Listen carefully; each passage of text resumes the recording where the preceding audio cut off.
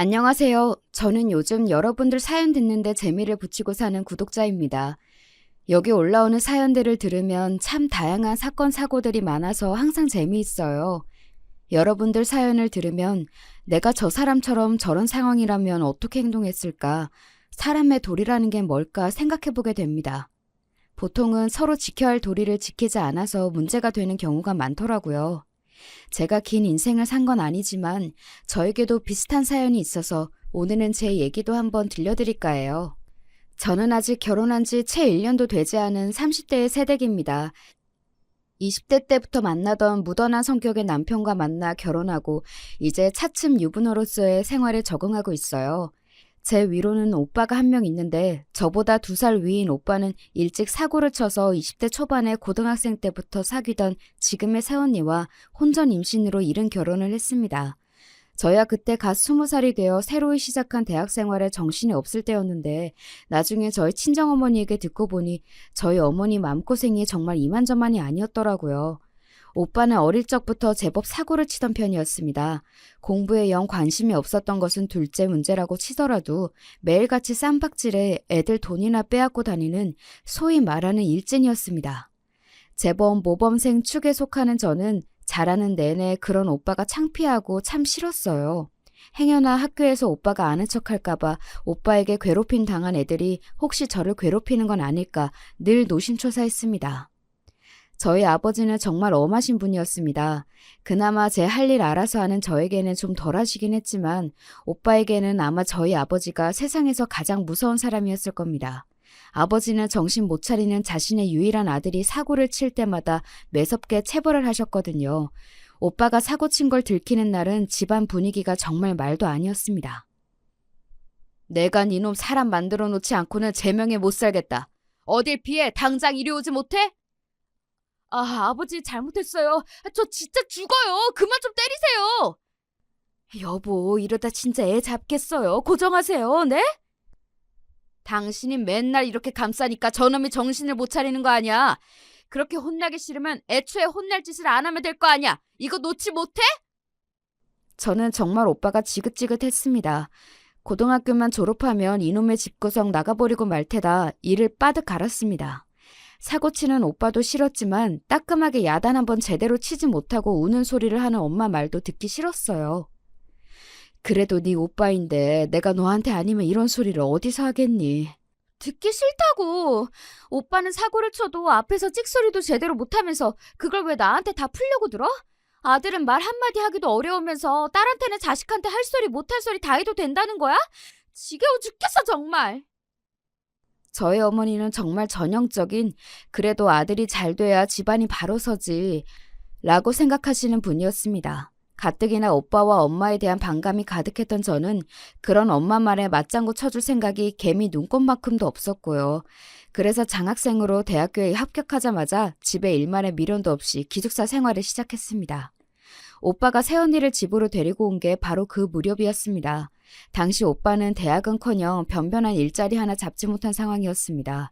그렇게 제 앞가림도 못하고 있는데 떡하니 배부른 새언니를 이런 방구 없이 집으로 데리고 왔으니 집안이 발칵 뒤집혔습니다. 제 밥벌이 하나 제대로 못하는 놈이 덜컥 애부터 만들어 와? 네가 아무리 생각이 짧기로서니 이젠 하다하다 이런 사고까지 치는구나. 나도 더는 네 놈을 못 견디겠다. 당장 내 집에서 나가! 그간 참을 만큼 참았던 아버지는 더는 오빠를 받아주지 않으셨습니다. 아이고 여보, 그래도 애까지 가졌는데 저렇게 쫓아내면 어떡해요. 고정하세요, 네? 엄마야 늘 하던 소리 똑같이 하시더군요. 그러나 아버지도 보통 기세가 아니셨어요. 일이 이 지경까지 됐는데도 아직도 이 사람이 정신을 못 차리고 저놈 저렇게 천둥 벌거숭이처럼 사는 거 반은 당신 책임이야. 같이 쫓겨나고 싶은 거 아니면 입 다물어. 집안 꼴 참 잘 돌아간다 생각했습니다. 오빠가 사고 치는 것도 한두 번이 아니고 이제 저 난장도 꼭 남의 일 같았습니다. 새언니라고 데려온 사람은 제가 이미 아는 얼굴이었습니다. 고등학교 때 오빠 오토바이 뒷공무니에 매달려 가던 걸 몇 번 본 적이 있었거든요. 오빠랑 같은 무리에서 여자애들을 괴롭히고 돈이나 뜯던 여자였습니다. 꼭 데려와도 자기랑 비슷한 걸 데려왔다고 생각했죠. 이번에 기숙사 돌아가면 한동안 집으로는 얼씬도 하지 말아야겠다고 생각하고 집을 나서려는데 엄마가 다급히 저를 뒤쫓아 오셨어요. 왜요? 예, 네 오빠는 남자니까 그래도 어디 가서 잠이라도 얻어 자겠지만 쟤는 배까지 불렀는데 어쩌겠니? 네가 잠깐 데리고 있으면 안 되겠어? 엄마, 지금 무슨 소리를 하는 거야? 내가 자취를 하는 것도 아니고 나 지금 기숙사 들어가는 길이야. 설마 지금 나보고 대학교 기숙사에 배부른 사람을 데리고 들어가라는 소리 하는 거 아니지? 단 며칠인데 그렇게 야박하게 굴 거 없잖아. 곧 식구 될 텐데. 그러지 말고, 응? 엄마 진짜 미쳤어? 엄마한테는 아들만 자식이고 딸은 자식도 아니야? 이제 나한테는 부끄러운 것도 없어? 식구 같은 소리 하지 마. 엄마 딸도 자식으로 대접 안 해줘 놓고 나 혼자 아득바득 공부하느라 그 고생을 하는데도 칭찬 한번 제대로 해준 적 없으면서 사고 치는 오빠한테만 이것저것 다 해주고 나 참고서 하나 살 때도 손 벌벌 떨게 만들어 놓고서는 오빠 사고 친 것도 돈도 다 해준 거 내가 모를 줄 알았어? 엄마는 아빠한테 저렇게 무시당해도 할 말 없어. 꼴도 보기 싫으니까 나한테 연락하지 마. 기어이 말 같지도 않은 소리를 하는 엄마를 보자 그간의 설움이 그만 폭발해버렸습니다. 정말이지 이 집안과 연을 끊고 싶을 지경이었어요. 똑같이 제 배 아파 나왔을 텐데 왜 나는 이렇게 열심히 살아도 저 인간 말종보다도 사랑받을 수 없는 걸까 서러움이 왈칵 눈물이 났습니다. 화가 단단히 났던 저는 그 학기 내내 집에 돌아가지 않았습니다. 그러니 집안 돌아가는 사정을 알 길이 없었죠.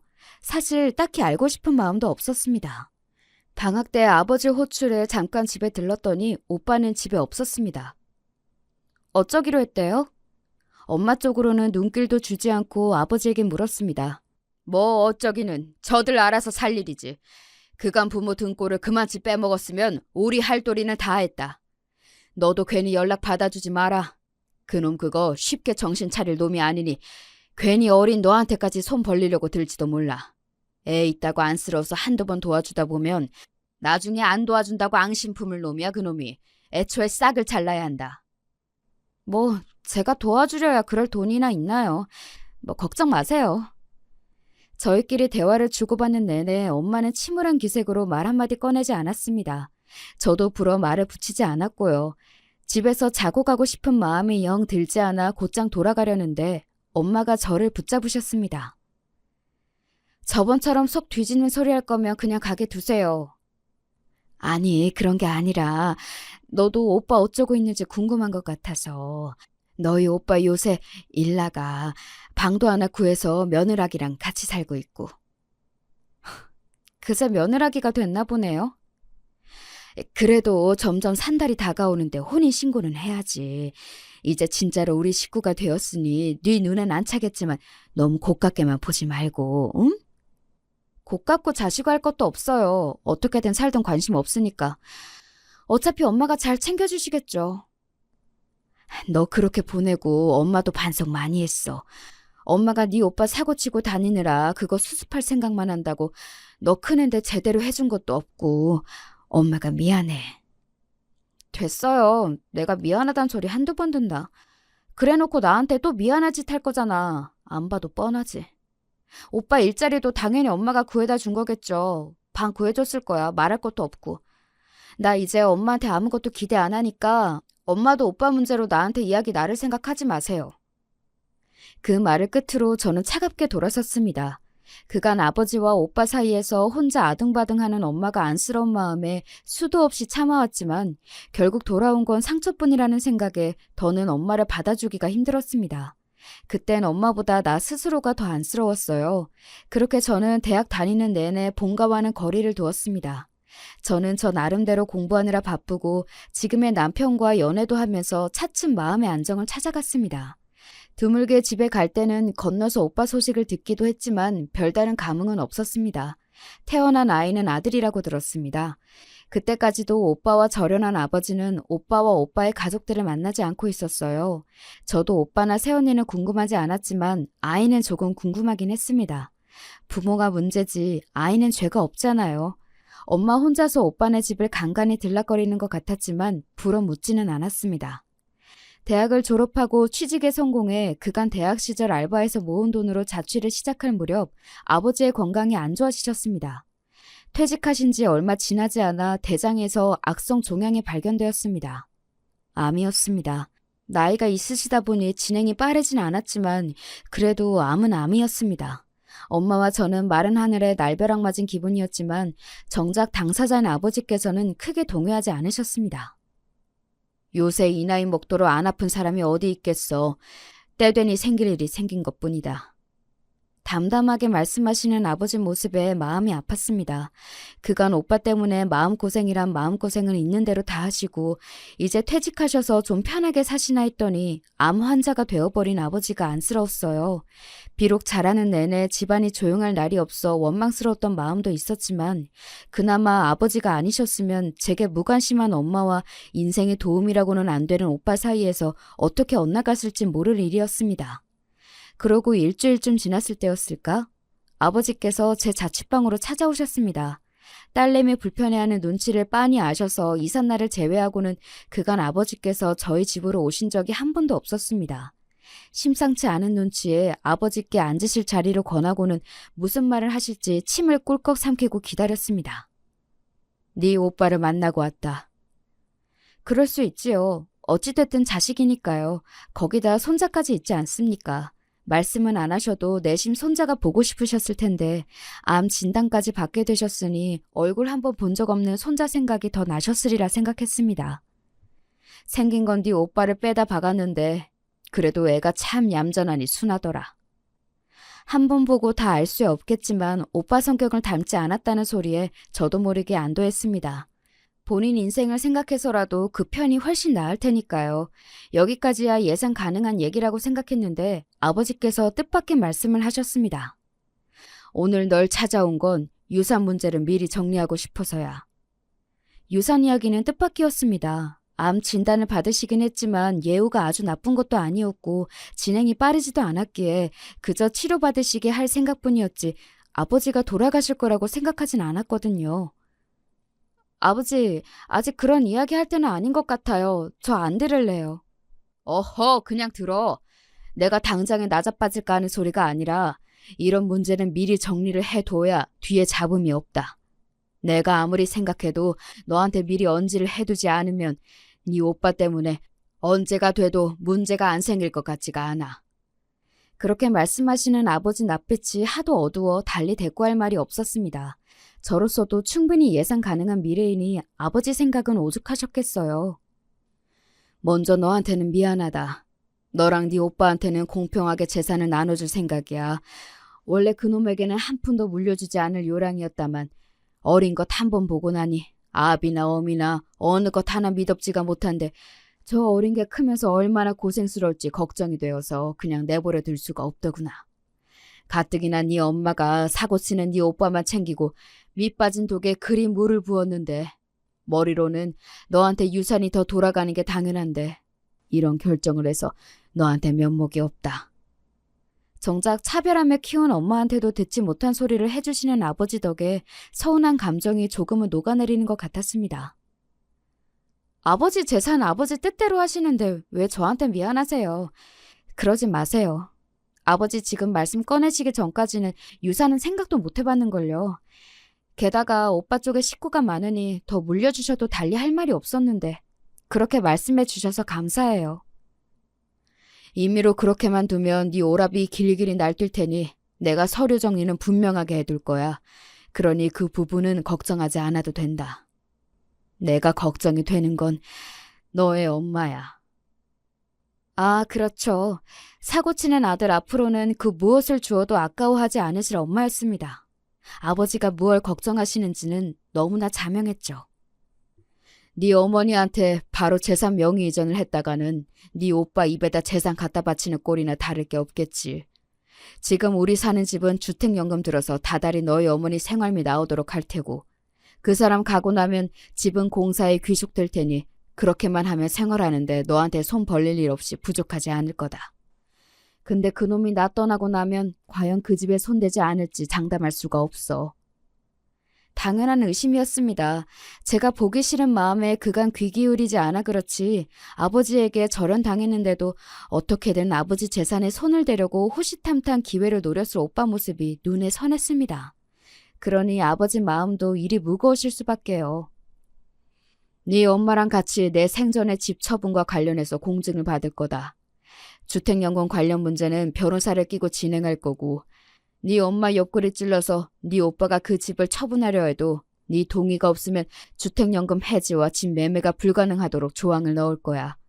혹여 처분하더라도 처분한 돈 그놈 혼자 홀랑 먹지 못하도록 비율 배운도 미리 기재해 둘 거고 그렇게 하면 그놈도 섣불리 제 엄마 집까지 탐내지는 못하겠지. 그런데 그렇게 하면 그놈이 집 못 팔게 한다고 너를 들볶을게 선한데 그건 내가 떠나면 막아줄 수 있는 게 아니니 그게 벌써부터 걱정이구나. 오늘 아버지가 정말 하고 싶으셨던 말씀은 바로 이거였겠죠. 제가 이미 엄마에게 오만 정이 떨어진 걸 알고 있으셨겠지만 저 말고 엄마를 부탁할 데가 없으셨을 테니까요. 저도 엄마에게 마음의 응어리는 남아있었으나 그렇다고 오빠한테 집도 절도 빼앗기고 엄마가 길거리에 나앉길 바라는 마음은 추호도 없었기에 아버지의 결정을 이해했습니다. 알겠어요. 그렇게 할게요. 제가 그 집은 꼭 지킬 테니 아버지도 엄마 걱정은 마세요. 제게 확답을 받고서야 아버지의 안색이 좀 나아지셨습니다. 간만에 오신 아버지께 맛있는 음식을 대접하며 정말 그런 일이 생기면 어떻게 대처해야 하나 좀 가슴이 답답해지는 듯도 했습니다. 아버지가 조카를 한번 보셔서 그런지 몇 년 만에 오빠에게서 연락이 왔습니다. 너 취직했다며? 그동안 잘 지냈냐? 조카 어떻게 생겼는지 궁금하지도 않았어? 연락 안 하긴 오빠도 피차 일반이었으니 말 얹지 말고. 무슨 일이야? 애가 고모를 보고 싶어 해. 고모가 있다는 얘기는 해줬는데 한 번도 본 적이 없으니 궁금했나 봐. 아버지가 집에 못 오게 하실 때야 그러려니 했지만 할아버지 얼굴도 한 번 보고 나니 더 생각이 나나 봐. 네가 나한테 감정이 별로 안 좋을 건 아는데 그래도 나도 이제 애 아빠인데 예전처럼 그러기야 하겠냐. 시간 나면 애 얼굴이라도 한번 보러 오라고. 솔직히 오빠가 다시 보고 싶은 건 아니었지만 그래도 핏줄이 당기는 건지 어린 조카가 고모를 보고 싶어 한다는 말에는 흔들리더군요. 거기다 벌써 태어난 지 수년이 되었는데 만난 적이 없어 고모 소리가 어색하다는 생각에 그간 아이에게 너무 무심했나 하는 생각도 들었습니다. 그렇게 오빠의 제안을 수락하고 처음 만나는 조카에게 줄 선물을 고르다 보니 저도 괜히 마음이 들떴습니다. 그렇게 오빠의 집에 처음으로 방문하게 되었죠. 야, 너 오랜만이다. 이제 제법 직장이 퇴근하네. 아가씨 어서 오세요. 우리 수민이가 아가씨 엄청 보고 싶어 했어요. 마치 어제 만난 사람인 양 저를 반기는 오빠와 새언니가 좀 어색했으나 저도 분위기에 맞춰 인사를 하고는 집으로 들어섰습니다. 집이 크진 않지만 제법 관리가 잘 되어 있는 것 같았습니다. 집을 한 바퀴 휘 눈으로 둘러보고 있는데 저쪽 구석에 조그마한 아이 하나가 서 있었습니다. 제 시선을 느꼈는지 주춤한 아이는 낯을 가리는 모양이었습니다. 수민아, 수민이 보고 싶어 했던 고모야. 이리 와서 인사해. 수민이가 고모 데려오라며. 고모 왔네. 제 엄마 아빠가 어르는 소리에도 당황스러워 보이는 아이에게 제가 먼저 조심스럽게 다가갔습니다. 수민아 안녕? 고모야. 고모 궁금해했다고 들었는데 얼굴 좀 보여줄 수 있을까? 작은 목소리로 속삭이듯 아이에게 말을 걸자 그제야 아이가 슬쩍 제 얼굴을 바라보았습니다. 아버지 말대로 아이는 오빠 어릴 적 얼굴과 많이 닮아 있었지만 눈매만은 순한 것이 오빠와는 달랐습니다. 얌전하고 수줍음이 많은 아이답게 조심스럽고 조용하게 다가가는 것이 덜 부담스러울 것 같았습니다. 고모라고는 하지만 아이 입장에서는 처음 보는 어른이잖아요. 다행히도 그런 제 생각이 틀리지 않았는지 아이의 눈에 호기심이 비치기 시작했습니다.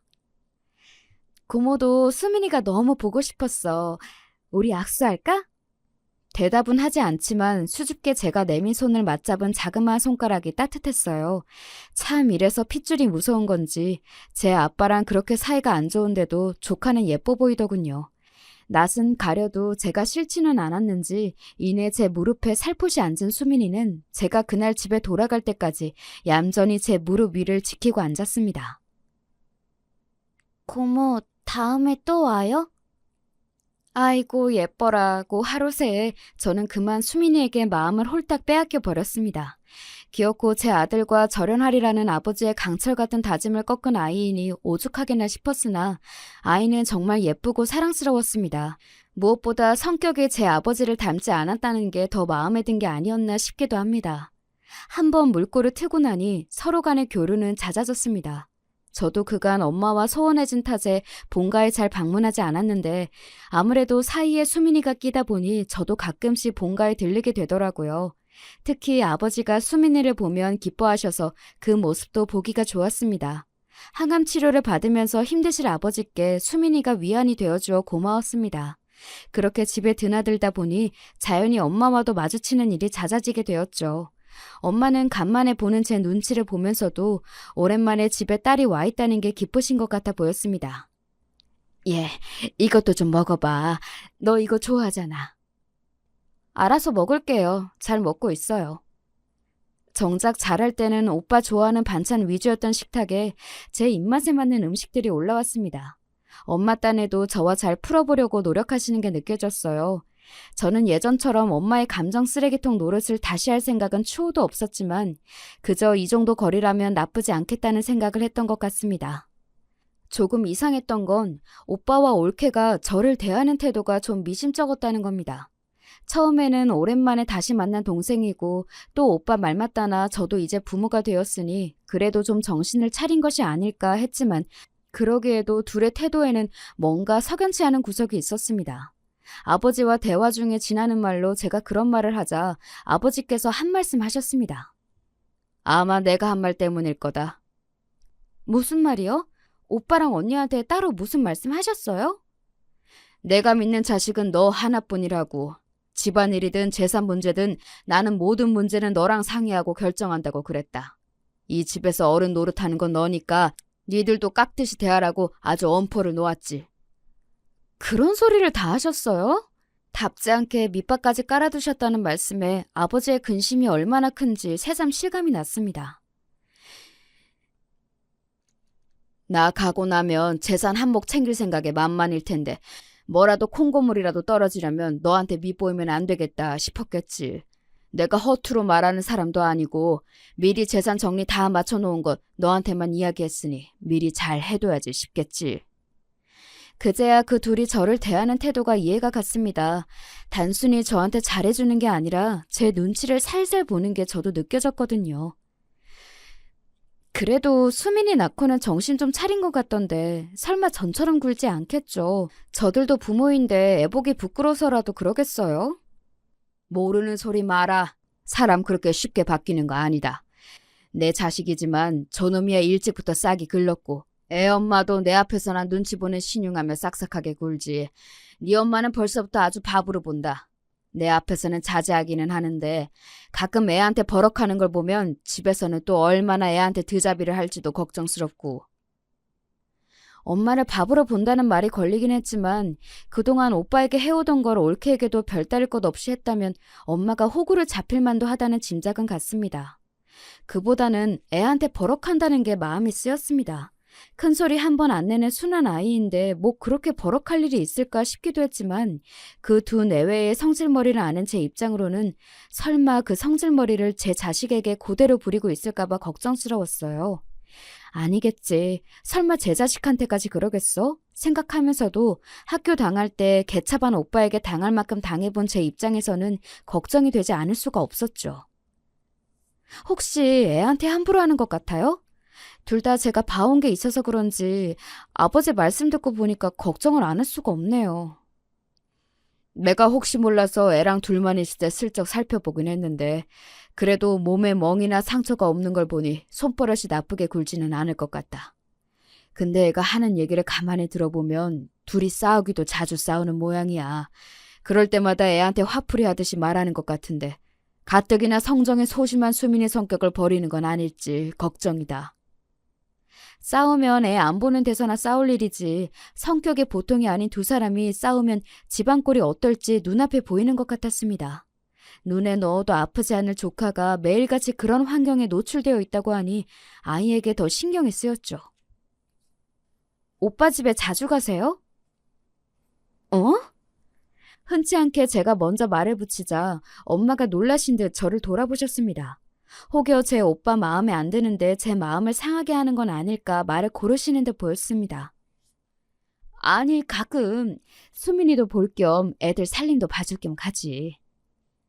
살림을 봐주신다고요? 아니, 애엄마가 가끔 일을 나가거든. 어릴 때 시집와 그런가 아직 살림에 손이 익지 않은 데가 있는 것 같아서. 아니, 내가 그렇다고 다 해주는 건 아니고 눈에 보이는 것만 수민이 보면서 살짝씩. 더 듣고 싶지 않아서 거두절미하고 수민이 이야기로 넘어갔습니다. 수민이 보는 앞에서 오빠랑 올케가 많이 싸워요? 그러자 엄마 표정이 대번에 어두워졌습니다. 그러면 그렇지 싶었죠. 사람 참 쉽게 바뀌질 않아요. 그래도 제 자식 앞인데 어쩜 그렇게 둘 다 생각이 없나 한숨이 나왔습니다. 얘가 다 듣는데도 그러고 있어요? 그걸 안 하는 거면 엄마 앞에서도 자주 그런다는 거네? 애엄마랑 아빠 둘 다 성격이 불같으니 아무래도 그럴 때가 잦긴 하지. 저는 한숨을 푹 내쉬고 말했습니다. 요즘도 오빠 뒤치다거리 다 해줘요? 아니야. 나 이제 안 그래. 다 커서 제 자식까지 낳은 놈 사고를 쳐도 제가 수습하는 거지. 늙은 어미가 쫓아다닌다고 달라지는 것도 아니고. 저 생긴 대로 살겠다는데 나도 더는 안 그런다. 생각 외로 엄마에게서 단호한 대답이 돌아왔습니다. 웬일이야? 그렇게 사고를 쳐도 오빠한텐 생전 나쁜 소리 한 번 안 하더니. 내가 미련통이었지. 제 아버지한테 늘 타박을 받으니 나라도 감싸면 좀 정신을 차리겠지. 머리 굵으면 제 놈이라고 철 안 들고 배기겠나 싶었어. 근데 그게 다 헛수고였지. 제 어미는 고사하고 제 자식 앞에서도 정신을 못 차리는 놈인데 내가 밑빠진 독에 물 부은 거지. 간만에 듣는 하소연이었으나 그 내용은 큰 차이가 없었습니다. 엄마한테서 그간 오빠를 무조건적으로 감싼 일을 후회하는 말을 듣는 건 그때가 처음이었습니다. 눈에 넣어도 아프지 않을 귀한 손자 앞에서 소리를 질러대며 싸우는 아들 내외를 보며 엄마도 깨달은 바가 있으신 듯 했습니다. 그간 제가 그리 호소를 해도 속이에 경을 끼더니 그래도 손자가 다르긴 다른 모양이었습니다. 그걸 알았는데도 그 집에 가서 살림을 살아줘요? 걔들 이뻐서 해주는 거 아니야. 수민이 환경 나빠질까 더 그런 거지. 다급하게 해명하는 엄마를 보면서 어쩔 수 없이 측은지심을 느끼는 제 모습을 보며 나도 참 답이 없다 싶었습니다. 그럼 괜히 그 집 가서 고생하지 말고 수민이 봐줄 일이 있으면 집으로 데려와요. 엄마 일 있으면 나한테 데려오고 며칠 봐주는 정도 해줄 수 있으니까. 전혀 생각지도 못했다는 말을 들었다는 듯 엄마가 제 뜻밖의 말에 놀라신 것 같았습니다. 제가 집에 발길을 끊기 전에 가장 크게 싸웠던 게 수민이를 가진 옳게 거친 문제였으니 제가 수민이에게 따로 마음을 써줄 거라고는 생각을 못 하셨던 것 같아요. 하지만 수민이도 제게는 귀한 조카였습니다. 고맙다. 몇 번 보지도 않은 조카한테 이리 마음을 써주고 나도 그렇고 항상 가족들한테 마음 써주는 거 너였는데 내가 눈이 멀어 그걸 몰랐어. 미안하다. 미안해. 제게 고맙고 미안하다며 울먹이시는 엄마 모습을 보며 안쓰러운 마음과 아직 채 가시지 않은 원망스러운 마음이 동시에 올라왔습니다. 그걸 진작 아셨다면 가족이 이 꼴이 되지도 않았을 텐데 하는 마음이 들었지만 돌보아야 할 아이가 있는 이상 이런 제 응어리는 다음 문제였습니다. 나 허투루 하는 말 아니야. 나도 수민이 고모예요. 진짜로 걱정돼서 그러는 거니까 애 엄마 아빠 애 보기 안 좋은 짓 한다 싶으면 바로 나한테 보내. 고맙다. 말만이라도 정말 고마워. 연신 눈물을 훔치며 고맙다고 중얼거리는 엄마를 보며 그새 많이 늙으신 엄마 모습이 또 짠하게 다가왔습니다. 제 가정까지 꾸리고도 제 모친 눈에서 눈물이 마를 날이 없게 만드는 오빠놈에게 신물이 날 지경이었습니다. 그렇게 거의 주말마다 수민이가 저희 집으로 오게 됐어요. 부부가 주말에 뭐가 그리 바쁜 건지 애 맡아줄 사람이 있다니 애랑 같이 있어줄 생각은 않고 신나게 맡기러 오더군요. 애들 부모 행실엔 속에서 욕이 나왔지만 수민이는 예뻤기에 내색은 하지 않았습니다. 지금은 남편이 된 당시 제 남자친구와도 제대로 데이트할 시간은 주말뿐이라 좀 미안하긴 했지만 사정을 이해해준 남편도 자주 저희 집에 수민이를 보러 온 덕에 제법 가까워졌습니다. 수민이는 처음 만났을 때는 말수가 극도로 적었지만 어느새 저에게도 익숙해졌는지 작은 목소리로 조잘조잘 이야기하는 것을 좋아했습니다. 저는 아이가 제 앞에서도 밝아졌다고 생각해서 기뻤습니다. 우리 수민이 처음 봤을 때는 수줍어서 고모한테 말도 잘 못했는데 이렇게 이야기하는 걸 좋아하는 줄은 몰랐네. 제가 놀리듯 말하자 수민이는 금세 시무룩해져서 말했습니다. 집에서 말 많이 하면 시끄럽다고 엄마 아빠가 소리 질러요. 고모는 제가 이야기 많이 해도 다 들어줘서 좋아요. 아이 말에 가슴이 아팠습니다. 수민이처럼 순한 애가 또 어디 있다고 이걸 못 견뎌서 애한테 소리를 지르는 오빠 내외가 정말 못마땅했습니다. 제 마음만 같아서는 수민이를 제가 확 데려와 버리고 싶었지만 부모가 뻔히 생존해 있는데 그럴 수 있을 리가 만무했죠. 수민이와 함께 있는 시간만이라도 아이가 행복할 수 있도록 최선을 다하자 생각했습니다. 그렇게 몇 년의 시간이 흐르고 수민이도 초등학생이 되었죠. 그동안 아버지께서 제법 잘 버텨주고 계셨는데 아버지 건강이 급격히 나빠졌습니다. 아무리 암이 한치 앞을 알 수 없다고 하지만 너무 갑자기 상태가 좋지 않아져서 당황스러웠습니다. 당시 저는 남편과 결혼 이야기가 오가는 중이었는데 아버지께서 더 버티기 힘들다고 판단하셨는지 결혼을 서둘러 줄 것을 부탁하셨어요. 아무래도 내가 오래 넘기기가 쉽지 않을 것 같다. 그래도 너 시집 갈 때 손은 잡아주고 싶어. 정말 별소리를 다 하신다며 아버지를 타박했지만 아버지의 시간이 얼마 남지 않았다는 걸 저도 인정하지 않을 수가 없었습니다. 그 무렵 아버지는 정말 병색이 완연하셨거든요. 결국 예정보다 몇 달 앞당겨 결혼식을 치른 지 보름도 되지 않아 아버지께서 돌아가셨습니다. 상실감에 제정신을 차리고 있기가 힘겨웠지만 남은 일이 산더미 같았습니다. 아버지의 장례를 마치고 산소를 꾸미느라 정신없는 시간을 보내고 다들 어느 정도 일상으로 돌아오자 아버지가 가장 걱정하셨던 유산 문제가 남아 있었습니다. 아버지께서 예전부터 저에게 말씀하시고 미리 준비하신 덕에 모든 준비는 완벽했습니다. 혹여 제가 혼자서 미리 유산과 관련된 사실을 알았다거나 유산 문제에 예전부터 관여되어 있는 걸 알면 오빠가 어떻게 나올지 몰랐기에 아버지의 유산 배분의 공표 또한 변호사에게 이름해 두셨습니다. 그렇게 유산과 관련한 세부 사항들이 공개되자 저도 일단 아버지가 당부해 두신 대로 사전에 유산 문제에 대한 언지를 들은 적 없는 것처럼 행동했습니다. 어머니를 우리가 모시면 이 집 문제도 유산으로 해결해야 하지 않나? 오빠가 시커먼 속을 채 숨기지도 못하고 드러내자 집과 관련해 미리 결정되었던 주택연금 문제와 처분에 관련된 사항 또한 공개되었습니다. 아버지의 성견 지명이 빛나는 순간이었습니다. 아버지 떠나신 지 얼마나 됐다고 공평하게 유산을 받은 만큼 받았음에도 어머니 사실 집까지 탐내는 모습에 속으로 혀를 찼습니다. 어머니, 아버님도 이제 집에 안 계시면 적적하실 텐데 저희가 모시는 건 어때요? 혼자 계시기엔 이 집 너무 넓잖아요. 은근슬쩍 이 집에 비비고 앉아보려는 올케에게 어머니가 단호히 말씀하셨습니다. 나는 니들이랑 같이 사는 게 더 불편하다. 평생 내가 내 남편이랑 같이 산 집인데 나는 여기서 그냥 혼자 살란다. 늘 아들 며느리에게는 한 발 양보하시던 엄마였기에 오빠 내외는 당연하고 저도 조금 놀랐습니다. 엄마가 저리 단호하게 말씀하시는 건 평생 본 적이 없었어요. 그렇게 오빠 내외는 더 말을 꺼내보지도 못하고 자리를 떴습니다. 엄마와 저희 부부만 남자 엄마가 말씀하셨습니다. 그 사람 떠나기 전에 너희 아버지가 아주 신신당부를 하더라. 자기 죽고 나면 분명히 네 오빠 내외가 당신을 모시네 마네 하면서 지푸더 꿀꺽하려 들 거라고. 제 엄마 몫으로 남은 건 그거 하나뿐인데 그래도 내가 저들한테 그동안 해온 게 있는데 설마 그렇게까지 할까 싶었건만 내 꼴이 참 우습게 됐구나.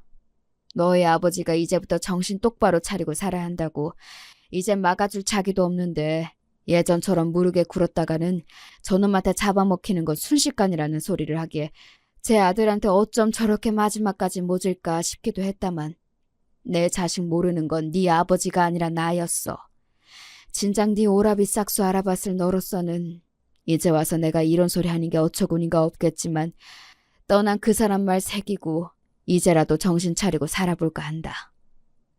너한테는 정말 미안하다는 말밖에 할 말이 없어. 평생 아들한테 인생 갈아넣은 결과가 이러했으니 참담함을 금할 길이 없었습니다. 스스로 자초한 바가 없지 않다고 하나 엄마라고 제 아들이 저 지경까지 되리라고 생각이나 했을까요? 남편도 이른마당에 그리 귀히 여겼던 아들에게마저 배신감을 느꼈을 엄마를 더는 탓하고 싶지 않았습니다. 괘씸하게도 오빠 내외는 부모님 댁으로 가던 발길을 딱 끊어버렸습니다. 이제 먹을 건 다 뽑아먹었다고 생각했을 것이 뻔했습니다. 그 와중에도 자기들 필요할 때만 아무 때나 수민이를 맡겼습니다. 그나마 그것도 저희들이 픽업을 하는 것도 아니었고 애만 덜렁 보냈죠. 별 정이랄 것도 없는 저야 그렇다 쳐도 저 사람 만들겠다고 본인 인생을 바친 엄마나 제 자식인 수민이한테는 그러면 안 되는 거 아닙니까? 여전히 상종 못할 인간들이라고 생각하며 사춘기를 맞이한 수민이에게 더욱 마음을 썼습니다. 그러던 오빠에게 갑자기 연락이 왔습니다. 엄마 댁으로 모여달라는 말에 남편과 함께 나서긴 했지만 감은 썩 좋지 않았죠. 간만에 마주 앉은 오빠와 올케이 꼴이 말이 아니었습니다. 두 사람 얼굴에서 미처 감추진 못한 생채기를 발견한 저는 이제 하다하다 이것들이 서로 쥐어뜯고 싸운 건가 싶었습니다. 급하게 돈이 필요한 일이 있어요. 엄마가 좀 도와주셔야겠어요. 말이 도와주세요지 말투는 당장 돈 내놓으라는 투였습니다. 뭐 놀랍지도 않습니다. 여기까지는 저로서는 충분히 예상이 가능했거든요. 돈 필요할 때 아니면 가족 찾는 인간이 아니니 이번에도 돈 필요하니 우리를 찾았겠죠. 엄마가 싸늘한 말투로 말씀하셨습니다. 네 아버지가 유산 남겨준 지 얼마나 됐다고 돈 이야기를 꺼내느냐? 그게 적은 돈도 아닌데 그건 다 어디다 팔아먹고? 그래도 제 어머니에게는 좀 긍정적인 반응이 나올 거라 기대했는지 오빠와 올케의 얼굴에 당혹감이 스쳤습니다. 수익률 확실한 투자처가 있다고 해서 투자를 했는데 원금이 반토막도 안 남았어요. 이거 안 메우면 당장 집을 빼야 할 판인데 수민이도 있는데 길거리에 나 앉을 수는 없잖아요. 엄마가 이번 한 번만 딱 도와주세요. 네, 어머니, 저희가 정말 잘 모실게요. 내가 너희들을 모시면 모셨지. 너희들이 나를 모시겠느냐? 나는 분명히 말했다. 나는 이 집에서 혼자 살 테니 이제 너희들 문제는 너희끼리 알아서 해결하거라. 엄마의 단호한 거절에 오빠가 버럭 성질을 부렸습니다. 아들이 이렇게까지 부탁을 하는데 그거 뭐가 그렇게 어렵다고 그걸 못 들어줘요. 네? 어차피 어머니 돌아가시면 결국 자식들한테 돌아올걸. 저 인간이 미쳤나 싶어 한마디 하려는데 엄마가 분노를 참지 못하고 소리를 지르셨습니다. 네 놈은 나한테 해준 게 뭐가 있어? 이렇게 돈 맡겨놓은 데 끌어! 그간 이 집 기둥뿌리를 몇 채나 뽑아먹은 놈이 염치가 있으면 어떻게 제 어미 마지막 남은 재산까지 강탈하려 들어? 네 놈이 도둑놈이지 자식놈이냐? 뭐? 이번 한 번만 도와줘? 어디 네 놈이 내 도움 없이 밥 빌어먹고 산 적이 있더냐? 평생을 제 앞가림 못하고 산 반편이 같은 놈이 제 부모 없었으면 자식 건사하고 살 주제도 못 되는 놈이 어디서 뻔뻔하게 주둥이를 들려! 천둥 같은 엄마의 호령에 그 뻔뻔하던 오빠놈도 주춤했습니다. 늘 제게 납작 엎드리는 모습만 보았지 항상 만만하게 생각하고 제 지갑으로 여기던 엄마가 제게 저런 막말을 쏟아내리라곤 상상도 못했을 테니까요. 하지만 엄마는 그간 쌓일 대로 쌓인 것들이 제대로 터진 모양인지 분노를 다스리지 못하셨습니다. 네 잘못으로 길바닥에 나 앉을 지경이면 당장 나가서 밥벌이할 생각을 해야지. 자식까지 딸린 놈이 제 부모 갉아먹을 생각으로만 만만하구나. 내 죽어도 너한테는 이 집 내줄 생각 없으니 나가서 투자금을 찾아오든 길바닥에서 굶어 죽든 네 놈 좋을 대로 살아라. 그 말을 끝으로 엄마는 자리를 박차고 일어나시더니 우악스럽게 아들 내외를 잡아 끌고 선수 집 밖으로 쫓아내시고는 문을 쾅 닫으셨습니다. 저희 부부는 내내 얼빠진 얼굴로 그 광경을 지켜보고 있었죠. 여전히 분을 참지 못하시고 씩씩대시던 엄마가 저희를 돌아보며 말씀하셨습니다. 내 장서방한테는 정말 못 볼 꼴을 보였네. 내가 그간 천지분간 못하고 저놈 하나 사람 만들지 못한 벌을 이렇게 받는가 봐. 너한테도 맨날 이런 꼴만 보여 미안하다. 평생 이런 추잡스러운 꼴만 보게 만들었으니 어미한테 정이 안 떨어지려야 안 떨어질 수가 있었겠어. 내가 너한테는 정말 면목이 없다. 면목이 없어. 주저앉아 흐느끼는 엄마를 제 남편이 부축해 일으켜드리고는 어쩔 줄은 몰라 했습니다. 저는 참담한 기분을 느끼면서도 이전과는 확연히 달라진 엄마의 반응에 이제는 정말 예전 같은 실수를 반복하지 않으실 거라는 신랄 같은 기대감 역시 느꼈습니다. 그러나 이런 엄마와는 달리 여전했던 오빠와 올케는 엄마에게 쫓겨난 날 이후에도 엄마 집 앞을 찾아가거나 저와 제 남편, 엄마한테 수백 번 전화를 돌리며 돈을 해달라고 요구했습니다. 인간아, 양심이 있으면 그만 귀찮게 굴고 네 앞가림은 네가 해라. 지금까지 그러고 살았으면 이제 정신 차릴 때도 한참 지났다. 너 진짜 수민이 보기에 부끄럽지도 않아? 조카를 생각하면 더 이러면 안 되지. 너 진짜 수민이 길바닥에 나앉는 꼴 보고 싶어? 정말이지 답도 없는 인간이었습니다. 평생을 대면대면하게 살아온 저한테 이 정도인데 엄마가 얼마나 시달리고 계실지는 보지 않아도 눈에 보이는 듯 했습니다. 요새도 집 앞으로 찾아오고 그래요? 그러든지 말든지 절대 문 안 열어줬다. 이제 보니 내가 아들이 아니라 짐승 새끼를 키웠어.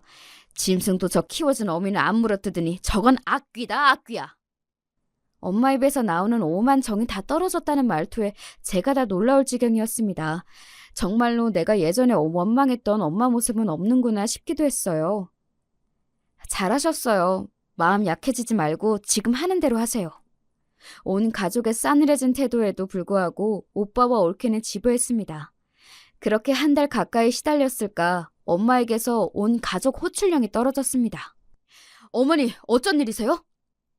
그간 내내 문정박대 당하다 뜻밖의 받은 엄마의 연락에 헐레벌떡 달려온 오빠네외가 뭐라도 떨어질까 싶은 기대감에 눈을 번쩍거렸습니다.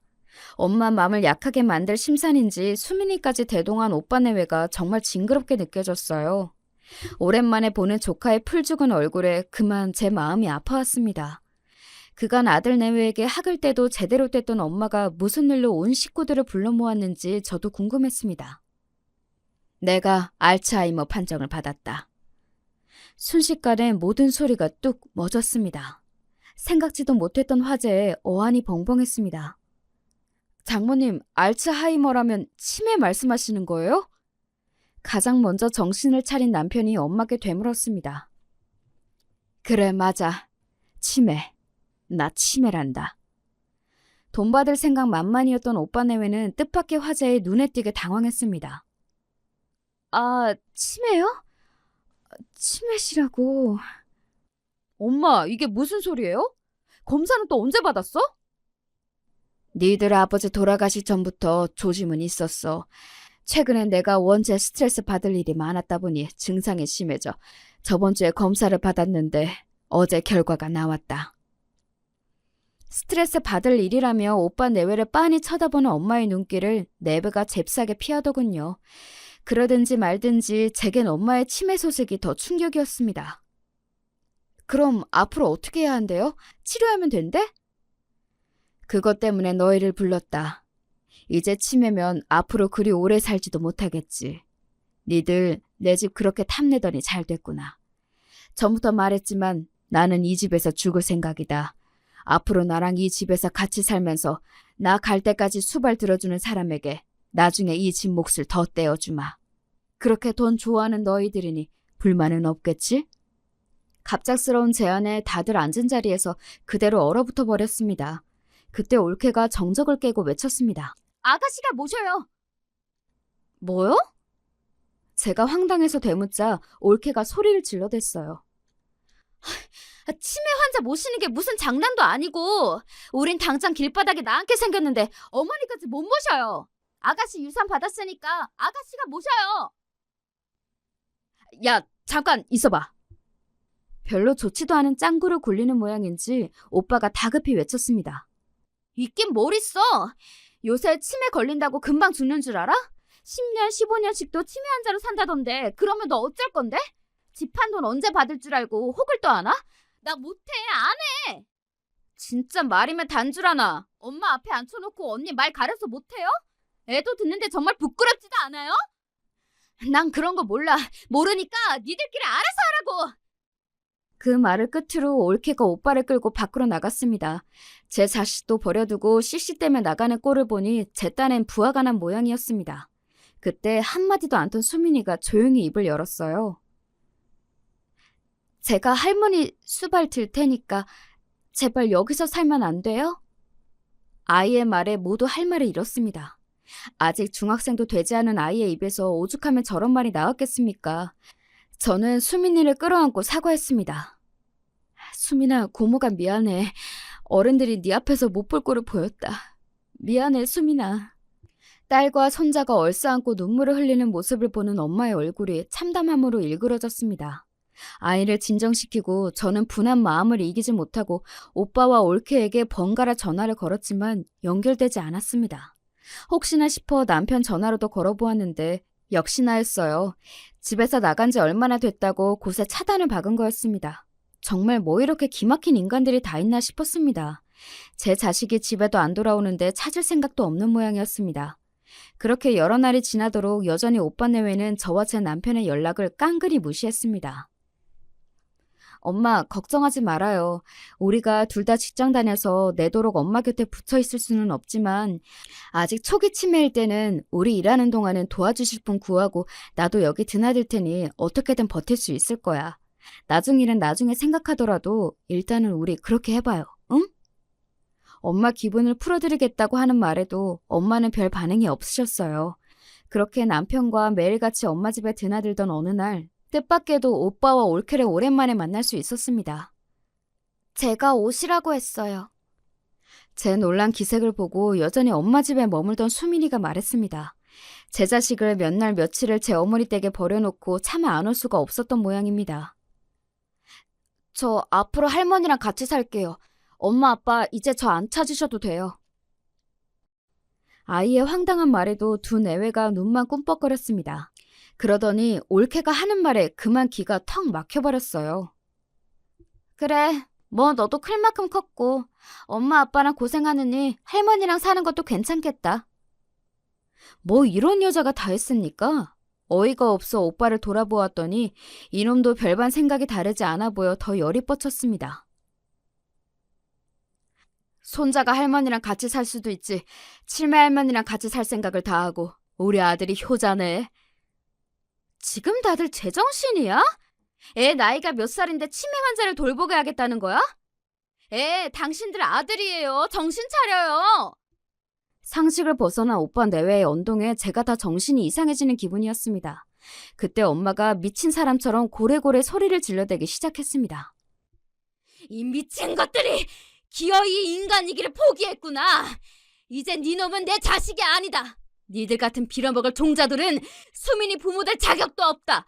애는 내가 키울 테니 네 놈들은 죽어도 다시는 내 앞에 나타나지 마. 엄마는 이미 분노로 제정신이 아니셨습니다. 저러다 쓰러지진 않으실까 저는 발을 동동 굴렀습니다. 알츠하이머라는 내 말은 거짓말이다. 내 이놈들 하는 꼴이 하도 괘씸해 어떻게 나오나 지켜보려 했는데 나를 버리려 드는 거야 놀랍지도 않았다만 제 자식까지 버리려 들어? 이 짐승만도 못한 것들! 인간도 못되는 것들! 뒤로 넘어가시려는 엄마를 부축하면서도 알츠하이머가 아니라는 말에 저도 같이 넘어갈 것 같은 기분이 되었습니다. 이 우스운 꼴이 우습지가 않아서 슬펐어요. 알츠하이머가 아니라니 지금까지 나 갖고 놓은 거야? 뭔 말 같지도 않은 소리를 하고 있어! 되레 저가 버럭 소리를 지르는 오빠를 바라보며 저놈은 평생 인간 되기는 틀렸다고 생각했습니다. 이 꼴을 보고서야 내 니놈한테 정을 떼다니. 내가 등신이다. 내가 등신이야. 앞으로 니놈이 길바닥에서 빌어먹든 얼어 죽든 내 아들은 이미 죽은 셈 칠 테니 니놈과의 부모 자식년은 여기까지인 걸로 하자. 니놈 얼굴 보기도 구역질이 날 것 같으니 내 집에서 썩 나가라. 아니 그럼 집 한도는... 이 와중에 돈 얘기를 주절대는 올케에게 한 대 올려붙이고 싶은 걸 간신히 참고 두 내외를 내쫓았습니다. 상황을 파악하고 두 내외가 뒤늦게 저에게 접촉을 시도했으나 이번에는 저희가 모든 연락을 차단했습니다. 모르는 번호로 이러다 정말 우리가 죽는 꼴을 볼 거냐는 등 별 시덥지 않은 문자가 계속해서 왔지만 모르쇠로 대응했죠. 남은 재산 하나 없이 알거지가 된 데다 생활력도 없으니 정말 길바닥에 나앉을 날이 목전일 겁니다. 돈 나올 구석인 제 모친과 동생에게도 완전히 버림받았으니 이제야 세상의 냉혹함을 온몸으로 부딪히게 되겠지요. 이젠 정말이지 그 꼴로 오빠 내외가 죽는데도 별 감흥이 일지 않을 것 같은 기분이에요. 그 이후로 수민이는 엄마와 같이 살고 있어요. 저희 부부도 자주 들려 시간을 보내면서 아이 정서는 오히려 제 부모와 살 때보다 많이 안정되었습니다. 저희 엄마는 아들 내외와 드디어 완전히 절연하고 그 허전함을 예쁜 손자 보는 낙으로 채워가고 계십니다. 기본적인 도리를 다하지 않은 인간을 혈연이라고 무작정 감당할 수는 없죠. 부모 자식이라고 내만 같지 않은 게 씁쓸하지만 저희는 이제야 비로소 평화를 찾았습니다. 여기까지가 지금의 제 가족들이 살아가는 이야기입니다. 긴 이야기 함께 해주셔서 감사드려요.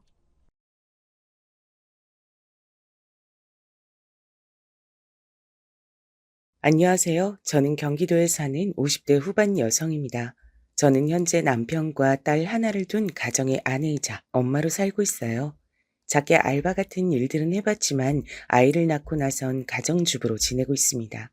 딸아이는 얼마 전에 결혼을 했어요. 저와 남편은 중매 결혼을 했습니다. 집안끼리 결혼할 때가 되어 소개받고 한 결혼이었어요.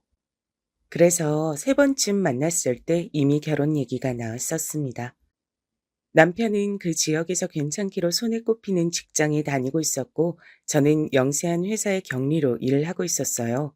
어차피 오래 할 수 있는 일도 아니었고, 당시엔 전문직을 가졌거나 공무원 그런 분들이 아니고서야 여자가 결혼을 하고 회사를 다니기 굉장히 힘든 환경이었거든요. 그래서 저도 결혼과 동시에 일을 그만뒀습니다. 물론 놀면 뭐 하나라는 생각으로 생활비를 벌기 위해 이것저것 일을 해본 것은 있지만 거의 아르바이트 수준이었지 제대로 된 직장을 가져본 적은 없어요. 그냥 아이 낳고 살림하며 살았습니다. 남편은 전형적인 보수적이고 가부장적인 남자였어요. 여자는 집에서 살림만 해야 하고 내조 잘해야 하고 이런 생각을 가진 남자 말이죠. 뭐 이 나이대 남자들은 대부분이 그렇겠지만 말입니다. 결혼 생활이 마냥 평탄하거나 행복한 건 당연히 아니었습니다. 앞서 설명해드린 남편의 성격에서 알 수 있듯 남편은 가부장적인 사람이었고 자기 말은 들어야 하는 사람이었어요. 아무래도 그렇다 보니 제가 자유롭게 뭔가를 할 수 있는 부분도 크게 많지 않았고 말이죠. 게다가 시어머니도 보통이 아니신 분이었기 때문에 시집살이도 꽤 고됐습니다. 뭐 요즘 같은 또 제가 제대로 된 일을 하는 사람이었으면 진작에 이혼했을 것 같긴 해요. 그 어디에도 정부치고 살 만한 것들이 없긴 했었으니까요.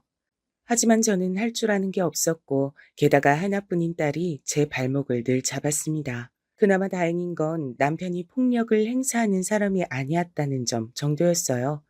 그냥 폭언이나 막말을 할 때면 한 귀로 듣고 한 귀로 흘리는 법도 상당히 열심히 연말을 했고 말이죠.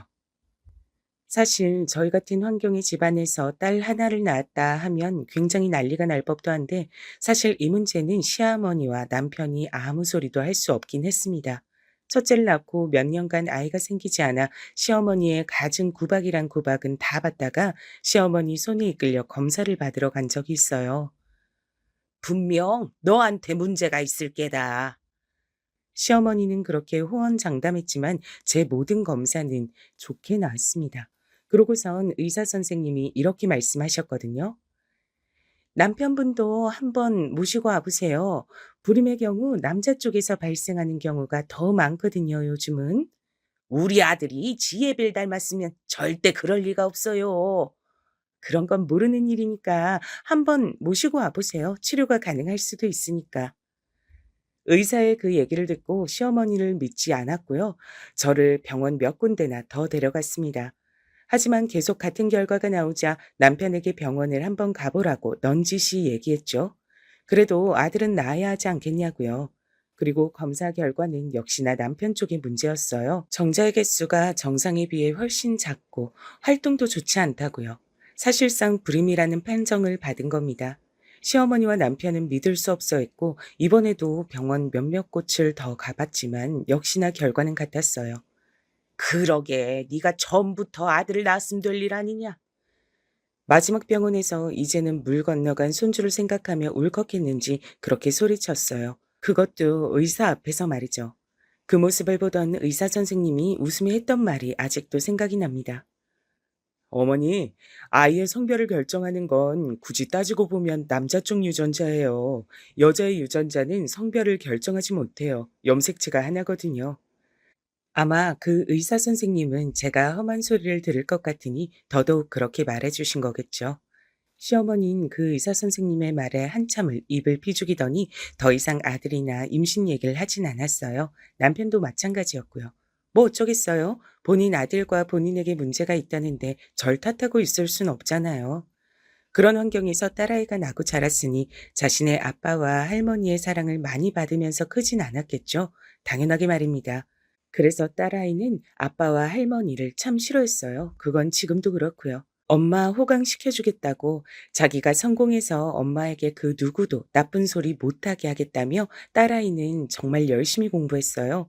딸이라고 공부는 해서 뭐하냐며 제대로 된 학원 하나 보내주지 않는 아빠에게 원망 섞인 소리 한 번 하지 않고 말이죠. 그 결과 딸아이는 한국에서 제일 좋다는 대학을 장학금을 받고 들어갔습니다. 그리고 자기 아버지와 할머니에게 제일 처음 했던 말이 이거였어요. 저는 아빠랑 할머니한테 제대로 된 지원 하나 받지 않고 그냥 오로지 제 노력만으로 이렇게 좋은 대학 들어온 거니까 어디 가서 제 자랑 하지 마세요. 그 소리를 들은 남편과 시어머니는 딸 보고 괘씸하다고 했지만 뭐 본인들이 늘 입에 달고 살았던 소리가 딸이 좋은 대학 가서 뭐하냐, 학원 보내서 뭐하냐 였기 때문에 딸아이에게 뭐라 더 말을 하진 못했습니다. 그리고 딸아이는 한국에서 제일 좋다는 회사의 연구원으로 취직했고 거기서 사위를 만났어요. 사위도 마찬가지로 많이 배우고 똑똑한 사람이었습니다. 게다가 집도 굉장히 잘 살았어요.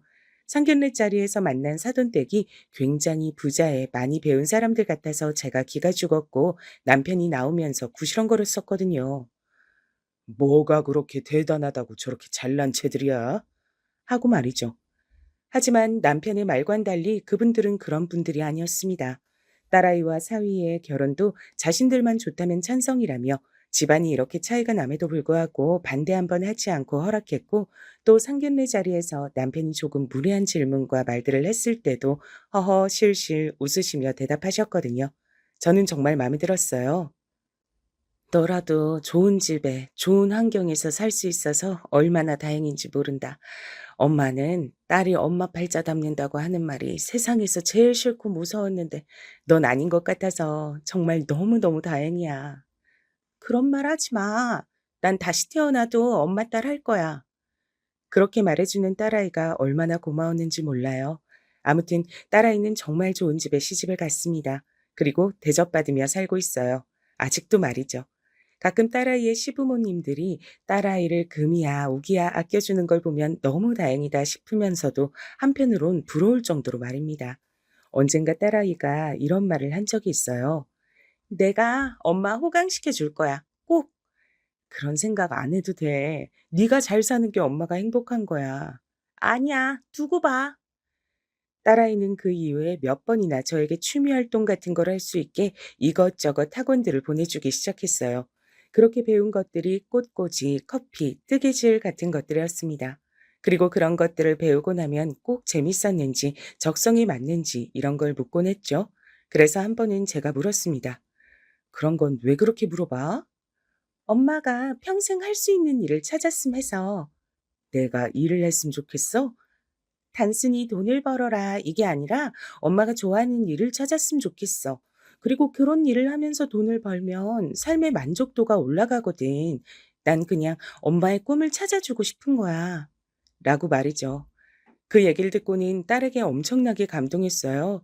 그리고는 조금 더 열심히 이것저것 배웠던 것 같습니다. 그러던 와중에 사실 저는 요리를 하는 게 엄청 재밌는 사람이란 걸 깨닫게 됐어요. 억지로 할 땐 몰랐는데 어쩌다 배우고 보니 정말 재밌는 거였더라고요. 그리고 재능도 있었습니다. 그렇게 잔소리를 많이 하는 남편과 시어머니도 제 음식 솜씨론 뭐라고 하신 적은 단 한 번도 없었으니 말입니다.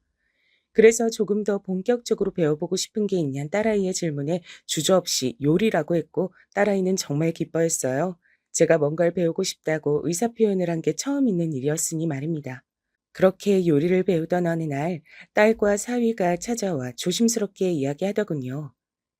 제가 어머니 요리를 먹어보고 드린 말씀인데 식당 같은 걸 해보면 어떨까요? 혼자 먹기엔 너무 아까운 솜씨라. 창업을 한다는 게 힘든 일이긴 하니까 엄마도 충분히 고민해보고 얘기해줬으면 좋겠어. 근데 난 엄마가 새로운 일을 해봤으면 싶어서 적극적으로 찬성이야. 라고 말이죠. 사실 한 번도 생각해 본 적이 없었거든요. 인제 와서 그런 일에 도전한다는 것 자체를 말입니다. 딸아이와 사위가 창업 비용은 걱정하지 말라며 자신들이 투자하겠다 했지만 그것도 쉽게 받아들일 수 없는 문제긴 했잖아요. 그래서 고민을 조금 해본다고 했습니다. 그 즈음이었어요. 그 일이 터진 게 말입니다. 저희 친정어머니가 많이 아프셨어요. 원래 척추가 상당히 안 좋으셨는데 나이가 드시면서 그게 더 심해졌거든요. 그래서 제대로 앉아있지도 못하셨습니다. 물론 걷는 건 더더욱 힘들어하셨고요. 수술 받아. 아이고, 됐다. 그거 한두 푼 하는 것도 아니고 내가 좀 불편하고 말면 될 걸. 다른 것도 아니고 허리가 아픈 건데 뭐가 좀 불편하고 말고야. 수술 받아. 혹시 비싸서 그래? 척추 수술 비용만 거의 2천만 원이었거든요. 제대로 움직이지도 못하고 누워있는 엄마를 보니 정말 그대로 둘 수가 없겠더라고요. 제가 그동안 남편 몰래 모아온 돈이 있긴 했지만 그걸론 모자랐어요. 그래서 남편에게 슬쩍 말을 꺼냈습니다. 엄마, 수술 시켜드려야 할 것 같아. 제 말에 남편이 갑자기 소리를 버럭 지르더군요. 그 소리에 정말 놀랬습니다. 그걸 왜 나한테 얘기해? 돈이라도 달라는 거야, 뭐야? 노인네가 저러고 아무것도 못하고 누워서 아파하는데 수술은 시켜드려야지. 그냥 보고만 있을 순 없잖아. 척수 수술, 그거 한두 푼 하는 것도 아닌데. 그래서 돈이 없는 것도 아니고 그냥 보고만 있어? 어차피 늙은 사람 뭐하러 고쳐서 더 오래 살게 해? 그냥 그대로 누워있게 둬. 척추만 아픈 것도 아니고 전신이 다 아픈 것 같더만. 어차피 수술해도 오래 못 살아. 아니, 어떻게 그런 말을 할 수가 있는 거죠? 수술비를 주지 않는 건 않는 건데 저는 남편의 그런 말에 더더욱 상처받았습니다. 정말 우울해질 정도로 말이죠. 그날 저녁에 한참을 울었어요. 내가 몇십 년 동안 저 사람에겐 인간도 아니었구나. 우리 집안은 저 사람에게 정말 버러지만 못한 존재구나 하는 것이 그렇게 와닿을 수가 없었거든요. 어디서 듣고서는 알았는지 딸아이가 보내준 1,000만 원으로 무사히 친정어머니 수술을 시켜드릴 수 있었습니다. 그마저도 남편이 그러더군요. 혹시 당신이 어디서 나 몰래 빼돌린 돈으로 준 거 아니야? 10원짜리 하나까지 본인이 다 체크하는 사람이 내가 그렇게 큰 돈을 꺼내가는 걸 모를 리 있어요? 제가 그렇게 정색하며 말을 하자 본인도 그건 좀 아니다 싶었는지 입을 삐죽이더군요. 아니면 장모님이 그렇게 큰 돈이 어딨어서 수술을 해? 한두 푼 보태준 것도 아니면서 그건 뭘 그렇게 궁금해해요? 당신 돈 가져다 쓴 거 아니니까 신경도 쓰지 마요. 제 그 말에 할 말이 없었는지 그냥 혼자 구시렁대곤 말았습니다. 만약에 딸아이가 준 돈으로 수술시켜 드렸다고 하면 또 한바탕 난리가 났을 겁니다. 그런 노인네 수술할 돈으로 자기 부모한테 효도나 하지 하면서 말이죠. 저는 사실 그 일 이후로 완전히 남편에게서 정을 뗐어요. 사실 그런데도 이혼하지 않고 있었던 이유 중에 하나는 딸아이에게 부담이 될까 했던 것이었습니다. 아무 능력도 없는 제가 집에서 나왔을 때 딸아이가 신경 써야 할 것들이 더 많을 걸로 생각했거든요. 그리고 사돈 댁에서도 뭐라고 생각하실지 걱정이 되었고 말이죠. 그래서 이혼은 생각했다가도 고개를 절레절레 저었어요. 언젠가 딸아이가 이런 말을 한 적이 있긴 합니다. 그냥 아버지랑 헤어져. 예전엔 나 때문에 아버지 없는 자식 만들기 싫어서 그랬다 하더라도 이젠 나도 다 컸고 결혼도 했는데 뭔 상관이야. 그래도 그게 쉽게 되는 게 아니야. 사실 그전엔 남편이 저에게 모질게 굴긴 했어도 그간 살아온 정 같은 게 있긴 했거든요. 그래서 그렇게 말했었던 기억이 있었는데 그 후론 그마저도 다 사라졌어요. 게다가 주변 얘기를 들어보면 젊은 시절 그렇게 며느리를 괴롭혔던 시어머니들도 나이가 들면 한풀 꺾인다고들 하셨거든요. 그런데 저희 시어머니는 정말 대단하신 분이었는지 그럴 기미가 하나도 보이지 않았습니다. 오늘은 내가 꽃게탕이 좀 먹고 싶다. 어머니, 꽃게가 철이 아니어서 구하기도 힘들고 또 구한다 하더라도 살이 없을 텐데 혹시 다른 거 드시고 싶으신 건 없으세요? 시애미가 먹고 싶다 하면 뭐든 도달지 말고 하면 그만이지. 뭐가 이유가 그렇게 많아? 내가 먹고 싶다고? 그렇게 소리를 질렀어요. 아직도 말이죠. 며느리가 곧 환갑이 되어 가는데요. 또 그렇게 억지를 부려서 해다가 주면 뭐 살이 없네, 너는 어디서 이런 개를 구해서 왔네 하면서 불평불만을 했습니다. 정말 말 그대로 억지를 많이 피우셨어요. 저는 그 일 이후 딸과 사위가 제안한 창업에 대해 진지하게 생각했습니다. 이렇게 집안에서 남편 얼굴만 보고 있으면 정말 복창이 뒤집어지는 것 같았거든요. 게다가 곧 은퇴를 하는데 그러면 같이 보낼 시간이 더 길어지는 거잖아요. 생각만 해도 끔찍하더군요. 남편에게 얘기했더니 물론 불같이 화를 내며 안 된다고 했지만 딸아이와 사위가 자금을 대준다고 하니 딱히 반대할 명분도 없는 것 같더라고요. 그냥 전에는 자기 엄마밖에 모른다고 막말하길래 그럼 딸내미한테 좀 잘하길 그랬냐. 아들 아니라고 구박하면서 학교도 학원도 보내는데 한 푼도 안 준다고 입버릇처럼 말한 거 잊었냐. 애는 아직도 그거 기억하고 있다고 하니 쩍 입맛을 다시며 입을 다물더군요. 자기가 생각해도 할 말이 없었을 겁니다. 실제로 그런 이유로 지금도 딸내미 앞에선 말 한마디 제대로 못하니까 말이죠. 원래 뭐라고 한 적이 한 번 있긴 했어요. 제 생일엔 선물이다, 현금이다, 밥이다 거하게 챙기면서 지 아빠 생일엔 계좌로 용돈을 붙이고 전화 한 통 한 게 다였거든요. 너는 네 엄마랑 날 이렇게 대놓고 차별을 하냐? 어? 아버지도 저 딸이라고 하나도 해주는 거 없이 키우셨잖아요. 솔직히 아버지가 저에게 그런 말 할 자격은 없다고 생각하는데요. 먹여주고 입혀줬으니 전 딱 그만큼의 도리만 할 겁니다. 저한테 그 이상을 바라시는 건 너무 염치가 없으세요. 정색하며 우다다 이야기하는 딸아이의 모습에 그 이후로는 절대 그런 말들을 딸아이 앞에선 꺼내지 않습니다.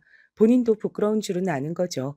그래서 그 창업 문제도 제 앞에서만 뭐라 마음에 안 든다고 얘기했을 뿐 딸 앞에서는 말 한마디 못했어요. 그건 시어머니도 마찬가지였습니다. 시어머니도 언젠가 한번 너는 할머니는 안 보이냐 타박했다가 할머니가 저한테 해준 게 뭐가 있으시냐 아들 아니라고 구박받게 더했냐 지금 저한테 뭔가를 바라시는 건 너무 양심이 없으신 것 같다며 한바탕 난리가 난 적이 있었거든요. 그 이후론 손녀 얘긴 잘 하지 않으셨어요. 가끔 나와도 그 싹퉁 바가지 정도로만 얘기했고 말이죠. 물론 저에겐 네가 하면 뭘 하겠냐는 둥, 너는 그냥 조용히 집에서 살림이나 하라는 둥, 네가 요리 잘한다고 하니 진짜 그런 줄 아느냐는 둥 그런 소리를 해대긴 하셨지만 말입니다. 거의 망하길 바라며 저주하다시피 했지만 그 두 사람의 말과는 반대로 초반부터 장사가 꽤 괜찮게 됐어요. 물론 그마저도 남편과 시어머니는 오픈빨이라는 둥, 원래는 처음엔 장사가 잘 된다는 둥, 여전히 그런 말만 해댔지만 말입니다. 저도 장사에 재미를 붙여가고 있었어요. 손님들이 맛있다고 해주시면 기분이 너무 좋고 한 번 오셨던 분이 다시 오면 정말 눈물이 날 것 같은 기분이 들기도 했습니다. 그냥 그 모든 게 너무 재밌었어요. 그리고 무엇보다 제 손으로 돈을 버는 행위 자체가 참 뭐랄까 뿌듯하더라고요. 남편에게 이제 더 이상 생활비가 어쩌고 하는 싫은 소리 하지 않아도 되고 더 이상 눈치를 보지 않아도 됐고 말이죠. 그전엔 생활비로 10만 원만 더 나가도 살림을 잘하네 못하네 사치를 하네 아니네 하면서 말도 안 되는 소리를 해댔었거든요. 그리고 무엇보다 제가 번 돈으로 눈치 없이 뭔가를 사고 입고 하는 것들 그리고 저희 친정 엄마에게 용돈을 줄 수 있다는 게 정말 눈물이 나게 기뻤습니다. 그런 건 처음 해봤거든요. 제가 일이 바빠지자 남편과 마주치는 시간도 줄어들었고 그건 당연히 시어머니와도 그랬습니다. 그래서 거기에서 받는 스트레스도 많이 줄었어요. 만나는 사람마다 바쁘다더니 얼굴은 더 좋아졌네 하는 말들을 들었습니다. 한창 그렇게 바빠서 정신이 없을 때 시어머니 생신인 날이 있었던 적이 있어요. 이때 있었던 일을 말씀드릴까 합니다. 원래 시어머니 생신 땐 제가 음식을 했는데 이번엔 정신이 없어서 제대로 가진 못했어요. 평소에 해드렸던 것보다 가짓수가 조금 적긴 했습니다. 그래도 그만큼 용돈을 더 챙겨드리면 된다고 생각했죠. 그래서 그날은 가게 휴무이기도 해서 오전 일찍 음식을 해 시댁에 들고 갔습니다. 그런데 시어머니는 보자마자 이렇게 말했어요. 이게 다냐? 아, 이번엔 가게 때문에 정신이 없어서요. 그래도 어머니가 좋아하시는 건 다 했어요. 미역국이랑 꽃게탕, 갈비찜 하는데 시어머니가 제가 들고 온 미역국 냄비를 바닥에 집어 던지시더군요. 제가 너무 놀라서 그 자리에 굳어 있었습니다. 돈 좀 번다고 시어머니한테까지 유세를 떨 작정이지 네가? 아, 아니 어머니 어디서 이따위 음식들을 시어머니 생일이랍시고 들고 와? 네가 지금 제정신이냐? 어? 아니 이게 다가 아니고 뭐? 뭐가 더 있는데? 아니 뭐가 더 있대도 너 요즘 오라고 해도 가게 때문에 못 온다. 뭐 해달라고 해도 바빠서 못 한다. 마음에 안 드는 게 한두 가지인 줄 알아? 그런 얘기를 가만히 듣고 있는데 저도 그동안 쌓였던 게 터지는 기분이 들더군요. 아니 어머니, 제가 진짜 바쁜 게 사실이고 하기 싫어서 안 하는 게 아닌 것도 사실이고, 그리고 주변에 한번 물어보세요. 나이 60이 다 돼서 아직도 이렇게 시어머니 시집살이하는 며느리가 있는지요. 저는 듣지도 보지도 못했네요. 다른 댁 시어머니들은 그래도 나이가 들면 성격도 유해진다는데 어머님은 왜 갈수록 점점 더 괴팍해지시는지도 모르겠고. 뭐? 괴팍? 이게 말 다 했어? 하면서 시어머니가 그대로 제 머리채를 잡으셨습니다. 어찌나 힘도 좋으신지 전 그대로 끌려갔어요. 그렇게 아프다고 소리를 지르는 저를 한참을 머리를 쥐뜯고 나서야 놓아주었습니다. 전 그대로 그 집을 나왔고요. 눈물이 나더라고요. 엉엉 울면서 집으로 돌아왔습니다. 그리고 한참을 앉아 있는데 남편이 왔어요. 시어머니에게 얘기를 다 들었다는 듯 들어오자마자 절 향해 소리쳤습니다. 당신 미쳤어? 어머니한테 그런 소리를 해?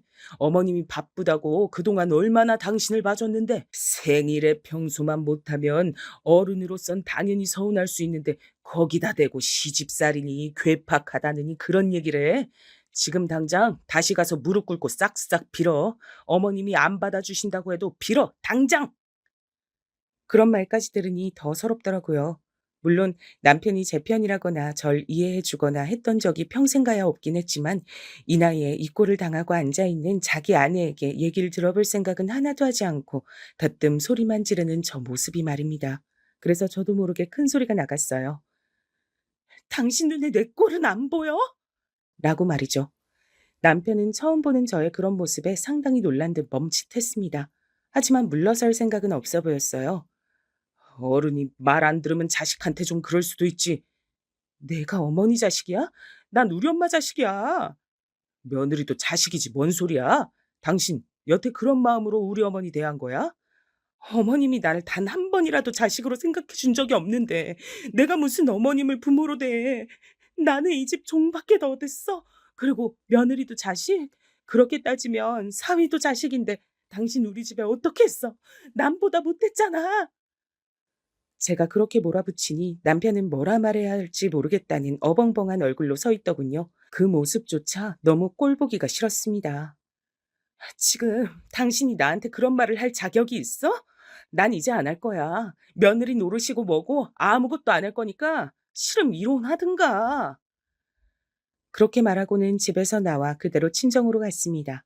그러곤 무슨 일로 왔냐는 친정 엄마의 말에 그냥 엄마 보고 싶어서 왔다는 말과 함께 며칠 정도 머물렀어요. 그랬더니 어느 날 남편에게 연락이 와 있더군요. 내가 미안하니까 그만 집으로 들어와. 언제까지 나가 있을 거야? 잘못했다. 사실 그때까지만 하더라도 진짜로 이혼할 마음은 없었어요. 게다가 남편이 그렇게 저에게 사과한 적은 처음이었기 때문에 한 번은 봐주자 하는 마음이 들었던 것도 사실이었고 말이죠. 그랬으면 안 됐는데 전 그렇게 다시 집으로 들어갔습니다. 하지만 그것도 잠시뿐 남편과 시어머니는 하나도 달라지지 않았어요. 특히 시어머니는 그 전보다 훨씬 더 난폭하게 굴었습니다. 얼마나 대단한 일 하는지 한번 보러 왔다. 그렇게 말하면서 가게로 지인들을 다 데리고 와서는 밥을 먹고 갔어요. 물론 계산도 하지 않은 채 말이죠. 자주 그랬습니다. 한두 번이면 저도 뭐 그러려니 할 텐데 손님이 많은 시간마다 그러고 와서 몇 시간씩 자리를 차지하고 있으니 가게 직원들한테도 불만이 나오기 시작했어요. 그래서 가족끼리 모인 날 제가 조심스럽게 얘기했습니다. 바쁜 시간은 피해서 오시거나 아니면 횟수를 좀 줄여달라고 말이죠. 그랬더니 정말 버럭 화를 내시더군요.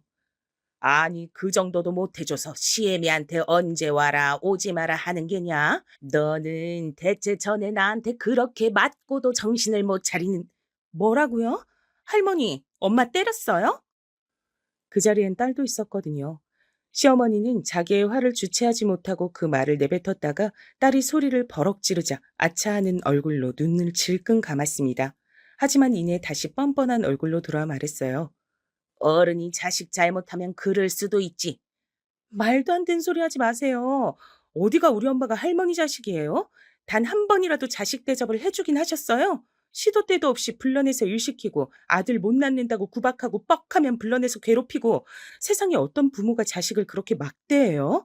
할머니는 양심이란 게 있으시면 그렇게 말씀하시면 안 되죠. 자식? 자식이요? 딸아이의 그 말에 시어머니도 버럭 소리를 질렀습니다. 이게 지 잘났다고 어른한테 아주 막 대들지? 너네 집 시부모님들은 아냐? 네가 이렇게 버릇없고 막대 먹어낸 거? 저희 시어머니는 저한테 진짜 잘해주셔서 그런 거 모르시거든요. 할머니처럼 맨날 불러내서 괴롭히고 일 시키고 그런 걸 하지 않으셔서 앞으로도 모르실 거고요. 저는 원래 세상 시어머니는 다 할머니 같은 줄 알고 얼마나 겁을 먹었는데 아니더라고요.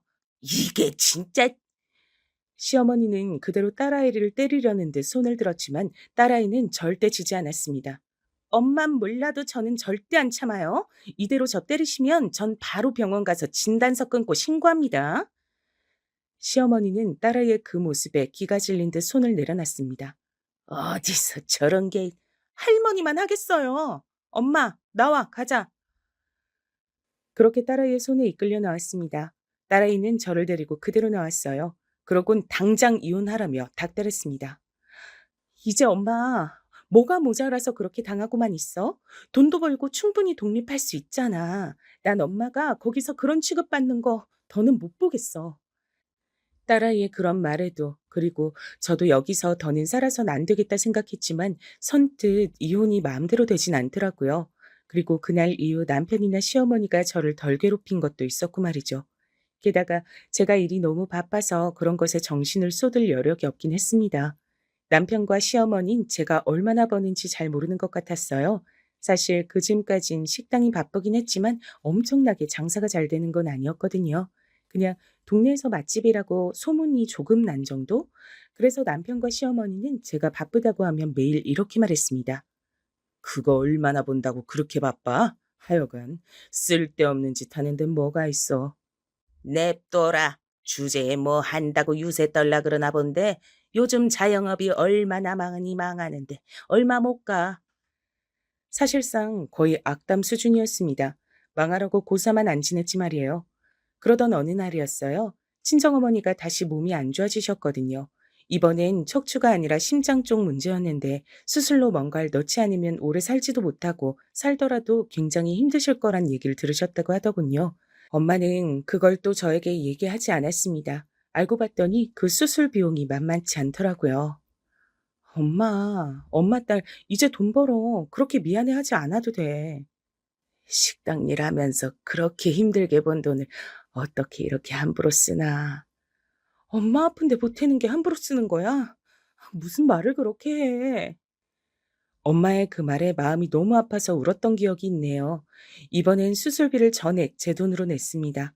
남편에게도 따로 말하지 않았고 말이죠. 물론 모아둔 돈 거의를 다 써야 했지만 그 어떤 금액도 엄마가 아프지만 않다면 낼 수 있었어요. 그렇게 수술이 끝나고 며칠이 지난 어느 날이었습니다. 엄마 병원에 들고 갈 죽과 반찬들을 싸서 나가는데 남편이 절 잡더라고요. 장모님 심장 수술하셨어? 그걸 어떻게 알았어? 어떻게 알았는지 중요한 거 아니고 왜 말 안 했어? 전에 엄마 척추 수술할 때 일이 생각나서 아예 얘기하지 않은 거였거든요. 뭐 얘기한다고 해서 걱정을 하거나 뭘 해줄 사람도 아니었고 말이죠.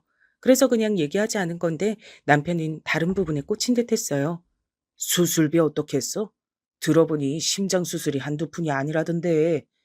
그게 왜 궁금한데? 장모님이 그 돈이 있을 리 없고 당신이나 희은이 돈 받은 거 아니고? 그렇다고 한들 그게 뭔 상관이야? 당신한테 달라고 한 것도 아닌데. 나랑 왜 상관이 없어? 당신 돈이면 그건 공동재산이니까 나한테도 논의해야 있고 희은이 돈이면 대체 언제까지 자식한테 손 벌려가며 병질해야 하는데 그것도 지 부모 아니고 왜 할머니를. 결국 돈 얘기더군요. 제가 어이가 없어서 말했습니다. 내가 번 돈인데 그게 왜 공동재산이야? 그럼 나는 내가 번 돈인데 당신한테 생활비 왜 줬어? 그걸 생활비 줬다고 할 수 있어? 말 그대로 최소한 먹고 자고 할 비용을 준 거지. 가스비, 전기세, 그리고 장 보는 비용 등등. 정말 생활에 필요한 금액 말고 10원 한 장 당신이 나한테 돈을 더 준 적이 있어? 매달 어디에 얼마 썼는지도 보고받았잖아. 남편은 그 말에 입을 다물더군요. 할 말이 없었겠죠. 하지만 그 뻔뻔함은 상상을 초월했습니다. 그럼 당신도 나한테 생활비 줘. 그럼 네가 살림도 해. 너무 화가 나서 버럭 소리를 질렀어요. 지금 무슨 말도 안 되는 소리를 하나 싶더라고요. 당신이 살림 살고 요리하고 다 해. 그러면 내가 생활비 줄 테니까. 대신 매달 어디에 얼마 썼는지 나한테 꼭 보고하고. 그랬더니 할 말이 없는지 입을 삐죽거리더군요. 어디서 말도 안 되는 소리를 하고 있어. 남자랑 여자랑 같아? 뭐가 다른데? 그리고 그래서 당신이 여태 나 그렇게 취급하면서 살았잖아. 왜? 그걸로는 아직 부족해? 그렇게 또 한바탕 난리가 나며 그 일이 지나갔습니다. 아니, 저는 아무리 뻔뻔해도 본인 입으로 저런 소리를 할 줄은 몰랐거든요. 척추 수술 때 늙은이 그렇게 더 살아서 뭐하냐고 그렇게 막말을 하던 사람이 제가 그걸 다 얘기하겠냐고요. 그때부터 저는 이혼을 하기로 마음을 먹고 여기저기 상담을 다녔습니다. 물론 딸아이의 도움을 받아서 말이죠. 저는 사실 사위나 사돈댁이 어떻게 생각할까 싶어서 더 못한 것도 있었거든요. 겉으론 괜찮다, 상관없다고 해도 속으론 무슨 생각들을 할지 사실 모르는 일이잖아요. 그런데 사위는 진심으로 저의 그런 선택을 응원해 줬습니다. 저는 어머님의 선택을 정말 응원하고 존중합니다. 그동안 아버님이 어머님한테 하시는 행동들을 보면서 옳지 않다고 생각했던 적도 많고, 그리고 새로운 인생을 시작하시기에 나이가 무슨 상관 있겠어요. 저희 집에서도 그런 건 전혀 개의치 않아들 하시니 너무 걱정 마세요. 그 말에 굉장히 용기를 많이 받긴 했어요. 고맙기도 했고 말이죠. 그렇게 저는 남편과 한참 이혼 준비 중이었습니다. 물론 남편은 몰랐고 말이죠. 남편은 제가 그동안 계속 참으며 살았고 최근에 이렇게 장사하고 제가 밥벌이를 하면서도 별 다른 행동을 하지 않으니 그냥 이렇게 살겠다고 생각하는 모양이었어요. 그러니 저에게 계속 막대할 수 있었던 거겠죠. 그러던 어느 날이었습니다. 여느 날처럼 시어머니가 절 부르셨어요. 보나마나 반찬 같은 것들을 해달라고 한다거나 심부름이었을 거라 가지 않을까도 생각했지만 그마저도 얼마 남지 않았다는 생각으로 시어머니 집에 갔었습니다. 물론 제 예상처럼 음식을 해달라, 청소해달라 그런 얘기를 하기 위해 부른 건 맞았어요. 그런데 시어머니의 모습이 평소와는 달라 보이긴 했습니다. 어디 안 좋으세요? 시어머니는 한눈으로 봐도 어딘가 아파 보이는 사람의 모습을 하고 있긴 했어요. 제가 그렇게 묻자 아픈 몸을 하고도 저에게만큼은 지고 싶지 않은 건지 아니면 자신이 늙고 아프다는 걸 저에게 보여주는 게 자존심이 상했던 건지 어떤 건지 눈을 부릅뜨고 째려보더라고요. 정말 대단하신 분이죠? 그냥 감기가 좀 걸렸을 뿐이다. 시애미가 뭐 해달라 하면 그냥 군말 없이 해주는 거지. 뭐 입을 그렇게 많이 대? 아프냐 한마디 물었을 뿐인데 그렇게 나오는 사람이 저희 시어머니셨어요. 저도 그래서 더는 묻지 않았습니다. 그냥 해달라는 거 해드리고 나왔어요. 마지막이라고 생각하니까 별로 그다지 화도 나지 않더라고요. 그리고 며칠이나 지났을까요? 가게에서 일을 하고 있는데 남편에게서 다급하게 전화가 왔습니다. 병원이라더군요. 그래서 일을 직원들에게 맡기고 병원으로 달려갔어요. 시어머니가 쓰러지셔서 입원하셨더라고요. 원래 신장 쪽이 안 좋았었는데 요즘 들어 심해지셨던 모양이야. 그래서 투석을 받아야 한다네. 남편이 그렇게 말을 하는데도 제가 무감각한 얼굴로 남편을 가만히 바라봤거든요. 남편이 말을 이었습니다. 일단 급한 대로 내가 병원비는 다 냈어. 뭐 병원비 낸 거 두고 뭐라고 할 생각도 없었어요. 저희 엄마한텐 늙어서 그렇게 병원에 돈 들여가며 살아선 뭐하나 하더니 자기 엄마 아프니까 한 번에 망설임 없이 그렇게 병원비를 낸 게 웃기긴 했지만 말입니다. 하지만 남편이 그 뒤로 한 말에는 정말 참을 수가 없었어요. 투석이 일회성으로 그치는 건 아닌 것 같고 앞으로 주기적으로 받아야 하는데 이게 비용이 만만치 않더라고. 다음엔 당신이 좀 내. 무슨 소리를 하나 잠시 생각했어요. 제가 정말 모르겠다는 얼굴로 남편에게 되물었습니다. 내가 왜? 저의 그 말에 오히려 남편이 황당한 얼굴을 하더군요. 정작 황당해서 말도 안 나오는 건 저였는데 말입니다. 왜냐니? 어머니 아프신데 그럼 안 하려 그랬어? 당신은 안 했잖아. 우리 엄마 아플 때. 그 말에 남편이 잠시 굳은 듯 했어요. 아마 자신이 했던 말과 행동들이 스쳐 지나간 거겠죠. 제가 단호한 얼굴로 대체 왜 그래야 하는 건지 영문을 모르겠다는 듯 계속 바라보고 있자 남편은 저를 달래야겠다고 생각한 모양이었어요. 물론 그게 통할 리 없었지만 말입니다. 그걸 그렇게 아직 마음에 두고 있었어? 그래, 내가 미안해. 그니까 그건 다 있고 이젠 장모님한테도 어머니한테도 자식 노릇 제대로 하자. 여태 한 번도 그런 소리를 한 적 없으면서 인제 와서 그러는 게 정말 어이가 없어서 가만히 있었어요. 제가 알기론 투석도 비용이 상당히 많이 드는 걸로 알고 있었거든요. 자기 혼자 하기에는 부담스럽고 또 맨날 돈, 돈 했던 양반이라 돈이 아깝다고 생각하지 않은 건 또 아닌 겁니다. 그 속내가 뻔히 보여서 그냥 가만히 있었어요. 그랬더니 남편은 그런 제 모습을 보고 자기가 잘못했다 사과한 게 통했다고 생각하는 모양이더라고요. 제가 그동안 얼마나 호구같이 굴었으면 그럴 수 있었는지 지나간 날들이 정말이지 후회스러웠습니다. 그리고 여보, 우리 불쌍한 엄마, 우리가 모시고 살자. 가만두니까 아주 그냥 웃기는 소리만 골라서 하더라고요. 그 말까지 듣고선 제가 픽 웃었습니다. 남편은 그런 저를 왜 웃냐는 듯 바라봤어요. 제가 말을 이었습니다. 어디서부터 말을 해야 할지 감도 안 잡히네. 일단 나는 당신 엄마 아픈 거에 10원 한 장 보탤 생각 없어. 그건 당신도 할 말 없을 걸로 생각해. 당신이 그랬잖아. 늙었으면 그냥 가만히 죽지. 왜 병원에 돈을 갖다 바치냐고. 그건 내가 방금 잘못했다고 했잖아. 자기 엄마 아프니까 인제 와서 하는 사과? 그걸 내가 진심으로 믿을 만큼 멍청해 보여? 그리고 내가 그동안 당신이랑 당신 어머니한테 당한 게 얼만데 내가 번 돈을 거기다 갖다 바치냐? 내가 미쳤어? 당신 말을 꼭 그렇게 해야 해? 엄마가 아프시다는데? 우리 엄마 아플 땐 더 했잖아. 그래서 뭐 똑같이 갚아주기라도 하겠단 거야? 버럭 소리를 지르더군요. 하지만 저는 눈 하나 깜짝하지 않았어요. 똑같이 어떻게 갚아줘? 그러려면 30년이 넘는 세월 동안 괴롭혀야 되는데. 당신 진짜 말을 자꾸 그렇게 할래? 나랑 안 살 거야? 그래, 안 살 거다. 기다렸다는 듯 제가 버럭 소리를 질렀고 제 그 말에 남편이 굳었습니다. 방금 본인이 무슨 말을 들은 건지 생각하는 듯 했어요. 그리고 이내 이해를 했는지 버벅대며 말을 이어가더군요. 아마 제 입에서 그런 말이 나올 거라곤 단 한 번도 생각해보지 못했다는 듯 엄청나게 당황한 모습이었습니다. 이, 이혼이라도 하겠단 거야? 그래, 이혼하겠다는 소리다. 이미 변호사 만나고 있었는데 잘 됐네. 그 시기가 좀 당겨지긴 해, 나도. 뭐? 이미 준비를 하고 있었다고? 남편은 정말 놀란 듯 했어요. 그럼 내가 죽을 때까지 당신이랑 당신 엄마한테 그런 대접받으면서 살 걸로 생각했어? 대체 뭘 믿고? 제 그 말에 남편은 여전히 어버버 했습니다. 그때였어요. 네가 지금 제정신이냐? 등 뒤에서 시어머니가 나타났습니다.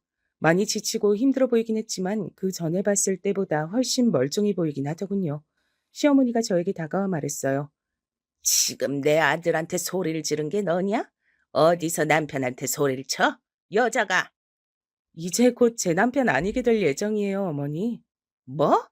그게 뭔 소리냐? 이혼하겠다는 부분은 듣지 못했는지 저에게 되물었습니다. 그래도 아픈 노인네한테 이런저런 얘기를 하거나 화를 내는 건 아닌 것 같아서 그냥 차분하게 말했어요. 저랑 이 사람 이혼하기로 했으니까 그런 줄 아시고 어머니도 이제 옆에 딱 붙어서 가노맡길 사람도 없는데 몸조리 잘하세요. 돌봐줄 사람도 없는데 아프면 서럽잖아요. 라고 말하고 돌아서려 했습니다. 시어머니가 제 뒤통수를 한 대 퍽 하고 치더군요. 아픈 양반이 힘도 참 좋아요. 진짜 아팠거든요. 제가 놀라서 뒤를 돌아봤습니다. 시어머니의 표정은 네가 어디서 감히 그런 소리를 하는 얼굴이었어요.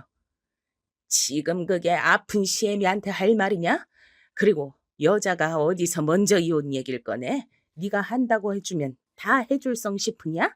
이제 돈 좀 번다고 이게 서방 무서운 줄 모르고 네가 지금 미쳤지? 그렇게 소리를 지르시는 걸 보니 기력이 다 돌아오신 듯 보였지만 그래도 병원에서 큰 소리를 내는 건 실례잖아요. 그래서 흥분하지 않고 차분하게 얘기했어요. 이미 변호사 만나서 이혼 준비 중이고요. 만약에 저 사람이 안 해준다고 하면 소송까지 갈 생각입니다. 여태 저 사람이나 어머님이 저한테 하신 것들 다행히 휴대폰이나 그런 것들에 남아있는 게 많아서 소송하면 무조건 제가 이긴다고 하더라고요. 그리고 방금 때리신 거 아마 문제 삼으려면 삼을 수 있겠죠. 어머님이 무슨 소리를 어떻게 하셔도 전 이혼하고 이제 어머니 며느리 아니니까 막대하지 마세요. 그렇게 말하고 돌아섰습니다. 아니, 저게, 저게, 어머니! 뒤에서 어머님이 쓰러지시는 듯한 소리가 들려왔지만 돌아보지 않았어요. 이내 잠잠해진 걸 봐서 그마저도 쇼인 것 같았습니다. 그렇게 집으로 돌아와 짐을 챙겼어요. 이 집에 있는 것들은 최소한으로 챙겨 나오고 싶었습니다. 여기서의 기억들을 다 털어내고 새롭게 시작하고 싶은 마음이 컸거든요. 집을 나오고 미리 알아봤던 것처럼 옮겼어요. 사실 전부터 옮기려고 알아본 집이 있었거든요. 딸아이는 본인이 사주겠다고 했지만 전 그것도 부담이 된다고 혼자 천천히 하나하나 넓혀가고 싶다고 작은 집 하나를 월세로 얻어뒀습니다. 그리고 잠시 후 제가 집을 나갔다는 걸 알게 된 남편에게 전화가 왔지만 받지 않았습니다. 그 다음엔 문자가 왔지만 읽지도 않았어요. 잠시 뒤 딸아이에게 전화가 왔습니다. 저와 연락이 되지 않자 남편이 딸아이에게 전화한 모양이더라고요. 전화를 받자마자 딸아이가 밝은 목소리로 말했어요. 엄마, 집 나왔다며? 잘했어. 세상 어떤 딸이 엄마가 집을 나왔다는데 잘했다고 하는지 원. 그 현실이 씁쓸해서 웃었습니다. 네 아빠가 전화했댄? 엄마 어딨냐고. 그래서 모르고 알아도 아빠한텐 알려드릴 생각 없으니까 나한테 묻지 말라 그랬어. 그렇게 집을 나온 뒤 본격적인 이혼 절차가 진행됐습니다. 남편은 당연히 합의하지 않았어요. 그래서 소송으로 갔습니다. 그 사이에 협박도 하고 빌어도 보고 저에게 할 수 있는 건 다 하는 듯 보였지만 전 하나도 받아주지 않았죠. 그리고 소송이 남편에게 완전히 불리하게 돌아갔고 남편도 그걸 인정하던 어느 날이었습니다. 어머니가 당신 한번 보고 싶대. 시어머니가 저를 보고 싶다고 했다더군요. 뭐 마지막 인사라도 해야겠다 생각했습니다. 그때 병원에서 본 모습이 마지막인데 제대로 인사도 안 했잖아요. 어쩌면 이제 살아생전엔 평생 볼 일도 없을 수 있으니 그냥 인사나 하러 가야겠다 하는 마음으로 찾아갔어요. 그간 미안했다. 그러니 그만하거라. 예상을 아예 하지 않은 건 아니었어요. 건너듣기론 병간호해주는 간병인들도 하나같이 마음에 안 든다며 잘라냈고 음식도 워낙 까탈스럽게 굽는 바람에 스스로 그만둔 분들도 많았다고 들었거든요. 본인이 불편한 게 많아지고 힘이 드니 미안하다 사과를 할 거란 걸 이미 알고 있었습니다. 어머니, 저는 어머니 사과 한마디로 물러설 거였음 시작도 안 했어요. 이건 제가 한두 번 당한 걸로 내린 결정이 아니에요. 수십 년간 쌓여온 겁니다. 그러니까 사과한답시고 해결될 일도 아니죠. 전 어머니 며느리로 살 생각이 죽어서도 없어요. 그러니 포기하시고 어머니도 불편하면 불편한 대로 사세요. 평생 며느리 부려먹으며 편하게 사셨으면 이젠 좀 그래도 돼요. 제 말에 뭐라 하는 시어머니를 그대로 두고 사온 과일을 두고 나왔어요. 잘 지내시란 인사를 하고 말이죠. 위자료나 재산 분할은 많이 받지 않는 걸로 최종 합의했습니다. 아마 시어머니 병원비에 돈이 많이 들 거예요. 그걸 알고 있었기 때문에 더 받지 않았죠. 남편도 그 조건으로 더 시끄럽게 굴지 않고 합의를 해준 거고요. 그렇게 다 정리했습니다. 저는 이제 장사를 하면서 혼자 살고 있어요. 장사 규모가 점점 더 커지고 제가 마련한 살림살이들이 늘어나고 요즘은 그 재미로 하루하루를 즐겁게 보내고 있습니다. 물론 남편은 까탈스러운 시어머니 때문에 고생이 많은 듯 했지만요. 이제 제 마음의 반의 반이라도 알지 모르겠네요. 늦었다고 생각했지만 그런 게 아니었더라고요. 지금 돌이켜보니 그렇습니다. 그때 그런 결정을 내리지 않았으면 지금 전 시어머니 병간호나 하며 또 하루하루를 힘들고 우울하게 살아내고 있었겠죠. 생각만 해도 끔찍하네요. 긴 얘기 들어주셔서 감사합니다. 세상에는 그냥 막대해도 되는 사람은 없는 것 같아요. 시어머니와 남편이 그걸 절실하게 느끼길 바랄 뿐입니다. 그럼 이제 그만 사연을 줄일게요.